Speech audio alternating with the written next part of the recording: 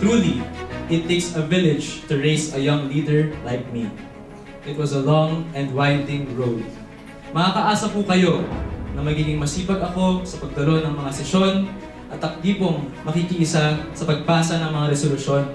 Mag-aaral pa po ako ng mabuti bilang lokal na mga batas para makasabay po ako sa ating masisipag at mahuhusay na kasapi ng Sangguniang Panlalawigan. Let us step up and make the most of this short period of time to make an impact in the lives of the youth that we will be able to touch and transform. Hindi kailangan malaki, pero dapat may impact na rin. Tulad po ng aking pangalan na si Casey, gusto ko at pangarap kong makita ang kasiglang kabataan sa lalawigan ng Bulacan. Sa ating pong Governor, Daniel R. Fernando. Ngayon din po kay Vice Governor Alex. Gusto ko rin pasalamatan ang aking uncle na si Mayor Bertie. Hindi ko mararamdaman na nag-ilis ako sa laban na ito kasi nandiyan ka every step of the way.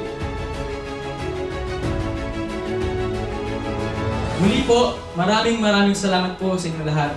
Habang ako po ay nabubuhay pa, hindi ko po makakalimutan ang inyong tulong na ipinabot po sa akin para maging SK Provincial Federation President. Magandang gabi po sa ating lahat.